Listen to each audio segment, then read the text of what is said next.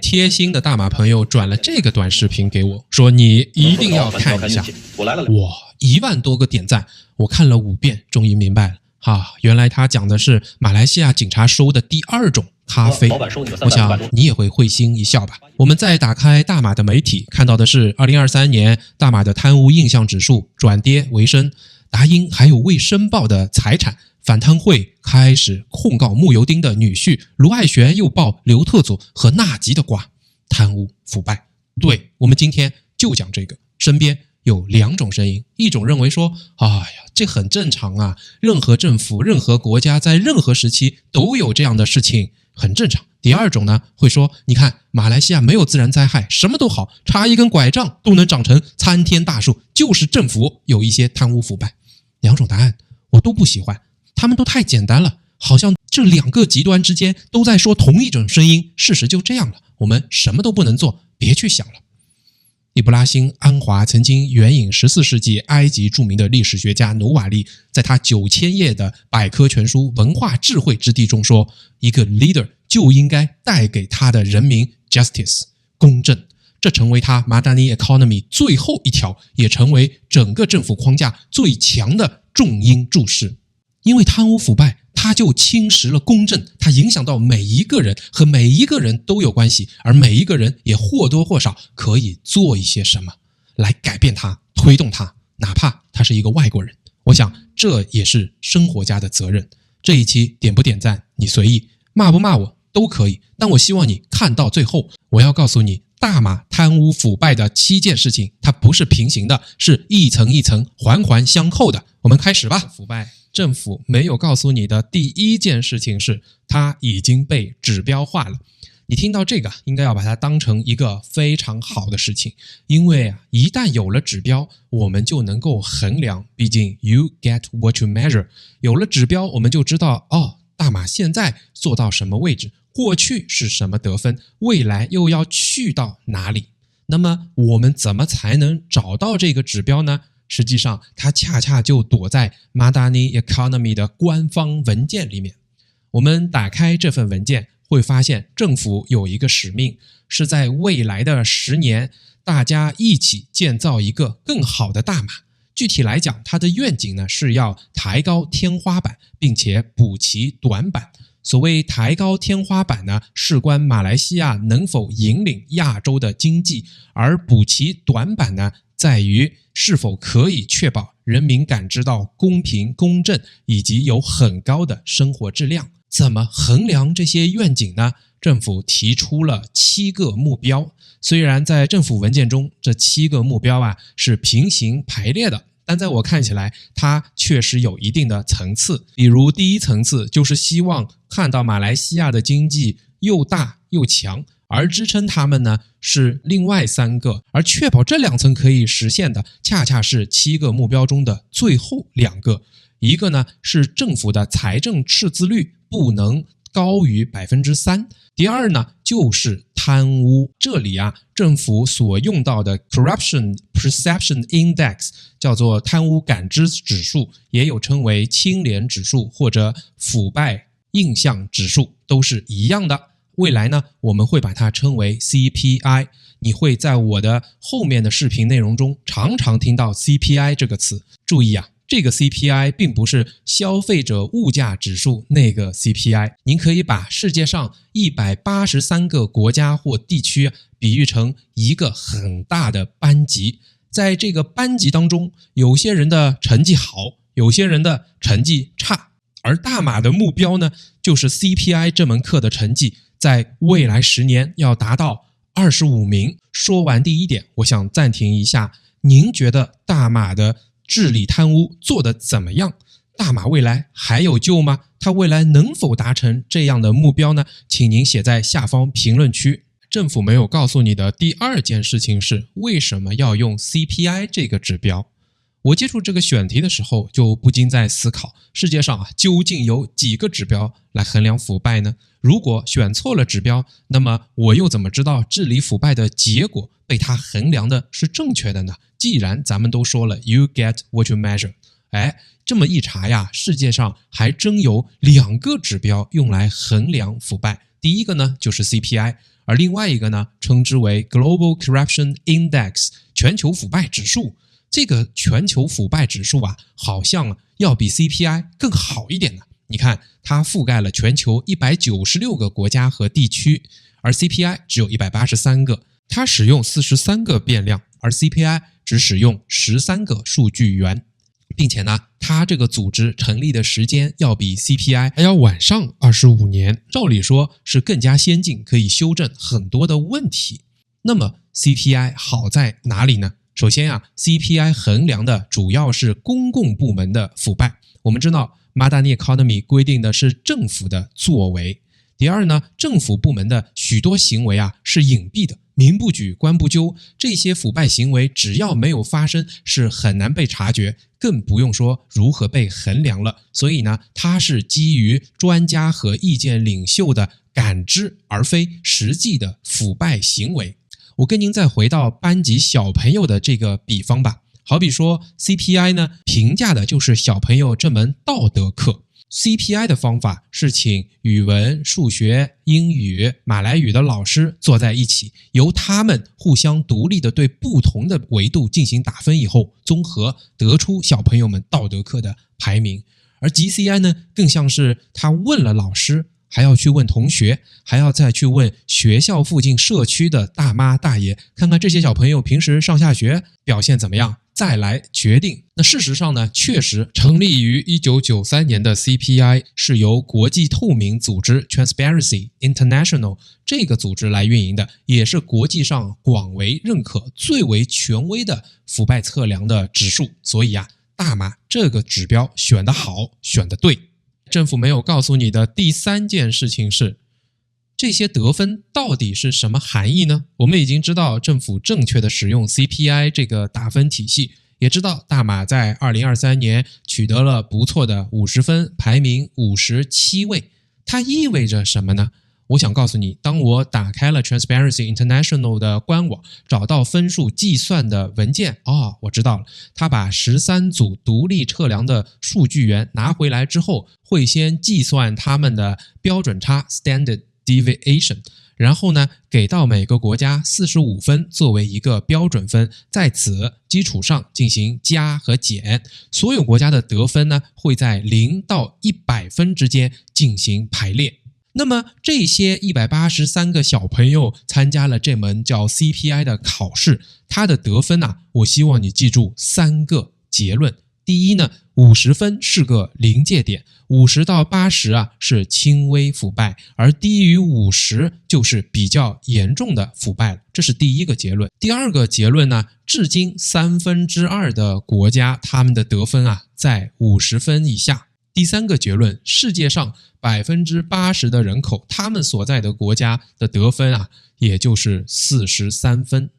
听完这3个结论，你是不是觉得大马这位小朋友在所有的小朋友里面排名还是不错？我也得出这样的结论。所以呢，关于腐败的治理，我们要有信心。我的第一个结论就是大马的腐败程度还是 OK 的，它的表现不错。但是呢，你也架不住班上其他优秀的好的小朋友，他们表现太好了。我想再告诉你以下2个结论。完全的民主国家，他们的平均得分要高达73分，而在半民主国家，他们的平均得分是48分，在非民主国家平均得分32分。第二个结论，欧盟他们的平均得分有高达65分。所以再这么一看啊，大马这位小朋友还有很大的需要进步的空间，这也是我得出的第2个结论。政府没有告诉你的第4件事情是，那马来西亚取得的得分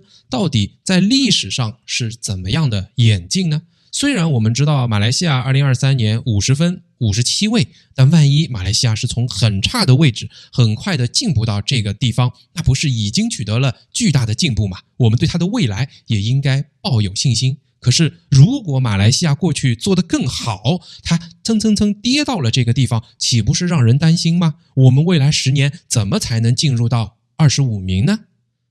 这个问题啊，你翻遍 Madani Economy 是找不到的，你就是看 Google 看 Wikipedia 也是找不到的，因为我把所有的数据拿回来之后，对排名重新进行了数学计算，并且呢观看了历史，我想告诉你这些结论。实际上啊，这么多的小朋友排名，大马这位小朋友在历史上也就是在40日到60日之间徘徊，无非呢就是从2020年的53分的高分开始不停的下降，开小差了，得分下降了。他在2021年取得48分，跌幅确实较为明显。22年呢是47分，现在回到50分。因此啊，我说媒体借由47到50分回到原先的平均水平，就说马来西亚治理腐败的成效显著，我觉得这个话得打一个问号。进一步我看了所有的数据啊，大马在历史上取得最好的成绩呢，在2007年排到了全球的38名，以当时的国家数来看呢 percentile 可以排到 74%，而最糟糕呢，就在刚才讲的2021年，只能被 percentile 到 66%， 排名62名。那么我们可以有一个大而化之的结论，就是大马这位小朋友过去成绩不太稳定，总之呢，在前1/3到前1/4之间波动。关于腐败啊，政府没有告诉你的第5件事情是，大马要达成 CPI 25位以内，这个难度有多大呢？我们还是以班级里的小朋友举例，大马现在排在57名，那么183个小朋友一起竞赛，大马想达到25位，那25位那个同学长什么样啊？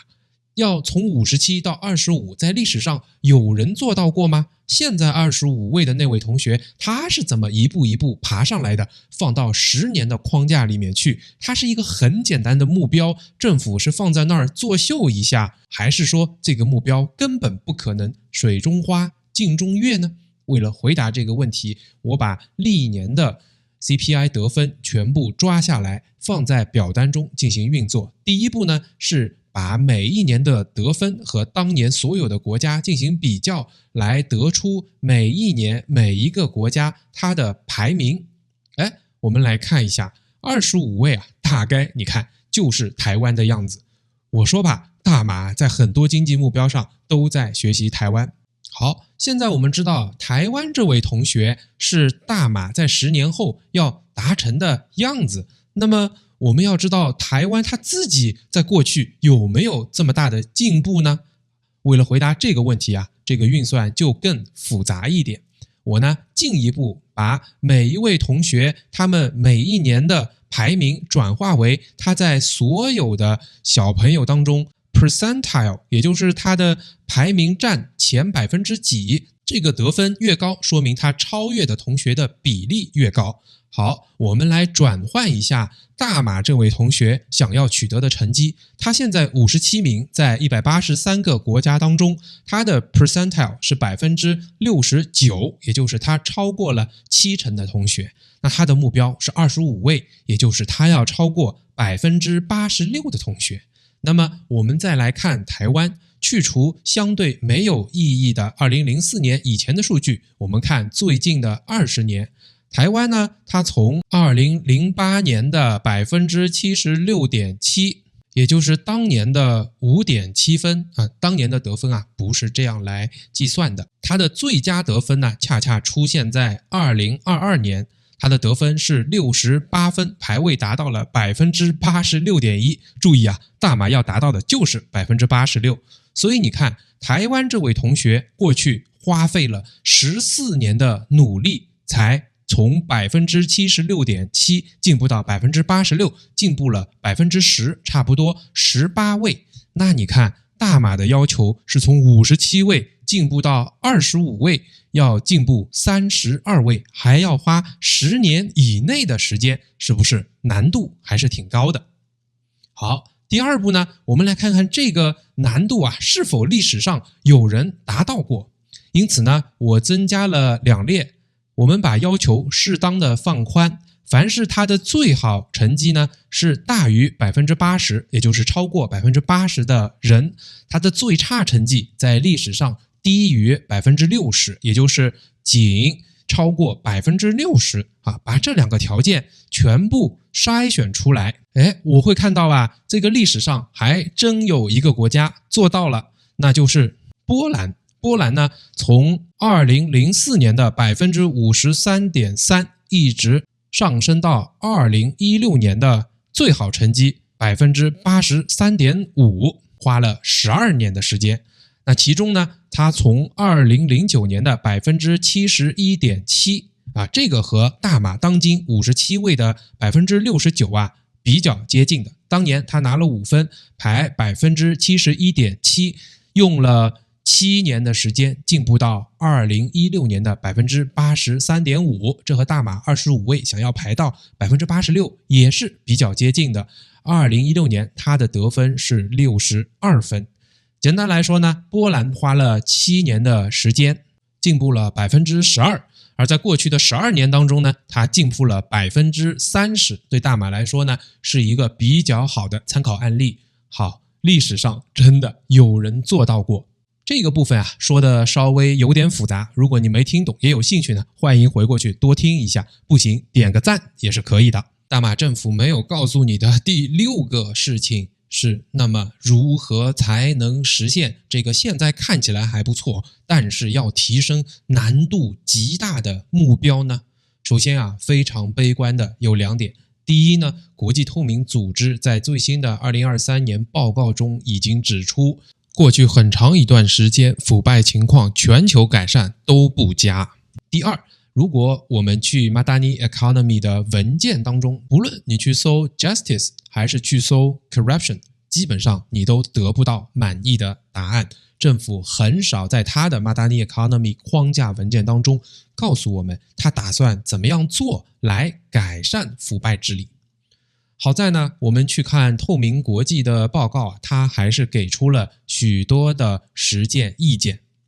主要呢给出了6个意见，你们听听看现在的政府有没有在做这件事情。第一，要加强司法系统的独立性。第二，引入诚信和监督机制。第三，改善获得司法的途径，也就是确保公众啊更容易获得公正的司法法律援助，让个人呢也更容易啊伸张正义。第四，使司法更加透明。第五，促进司法系统内的合作。第六，扩大针对重大腐败案件的问责。就我来看，最近发生的这么多案件，安华政府至少在其中的一半都有不错的作为，咱们可以拭目以待。尤其要指出呢，透明国际啊还用数学的方法把这些国家他们腐败得分的提升和他实际的这些作为之间进行了拟合，果然呈现很高的相关性，所以他的结论是非常靠谱的。我想要告诉你，关于腐败，大马政府没有告诉你的第7件事情，至少啊，我觉得他没有告诉，那就是你我作为个人，我们可以做些什么来改善这样的情况呢？如果你知道有些什么方法，欢迎打在评论区，我们一起来集合智慧。我的观点，第一呢，我们要在思想上引起重视，因为腐败所侵蚀的就是 justice 正义，而它呢，恰恰会影响到每一个人的公平和福祉。我们要认识它，才能够有机会去改善它，就从这一个视频开始。第二呢，回到开头的那个给警察的咖啡这个小视频，还记得吗？其实我挺鄙视这样的做法的。如果要改善腐败，我们必须每个人从自己开始，从小的事情开始。那你会说怎么做呢？我的建议，我们就从做好自己开始，坚决的向腐败说不。比如我们出门就应该带好自己的 IC 或者护照，我们应该仔细的去研读法律条款，把车上该做的一切事情都做好，不要违规，根本就不要给警察这样的机会。我相信我们做一些小小的这样的举动，一定也可以改善大马整个治理腐败的行为。我们不能嘴上总是说大马政府腐败，但我们自己好像总去等那个结果，我觉得那不可能。第三呢，你也可以传播本条影片，或者给一个小爱心啊。当然了，我说了，本一集点不点赞，你随意，开不开骂都可以。开始吧，拜拜。